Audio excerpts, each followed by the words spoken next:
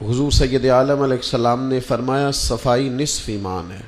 طہارت جو ہوتی ہے نا وہ انسان کی طبیعت کو ٹھنڈا کر دیتی ہے۔ یہ ماحول آپ دیکھ رہے ہیں جو بنا ہوا ہے، اب یہاں سجدہ کریں گے تو دل کرے گا زیادہ سجدے کرنے۔ پاکیزگی کسی جگہ بھی آتی ہے تو حسن لاتی ہے، ٹھنڈک لاتی ہے، دل جمی پیدا ہوتی ہے۔ میرے حضور سیدی تاج الشریعہ رحمۃ اللہ تعالیٰ علیہ کا کمال یہ تھا کہ ان کے لباس کو آپ دیکھتے تھے تو نہایت پاکیزہ ہوتا تھا، ان کی نشستگاہ کو دیکھتے تھے تو نہایت صاف ستھری ہوتی تھی، ان کی گفتگو کو کوئی ناپنا چاہتا تھا، تولنا چاہتا تھا، کسی بھی زاویے سے دیکھنا چاہتا تھا تو نہایت پاکیزہ گفتگو فرماتے تھے۔ لہجہ انتہائی دھلا ہوا اور لفظ انتہائی باوضو ہوتے تھے، یعنی جن سے مل کر زندگی سے پیار ہو جائے وہ لوگ آپ نے شاید نہ دیکھے ہوں، مگر ایسے بھی ہیں۔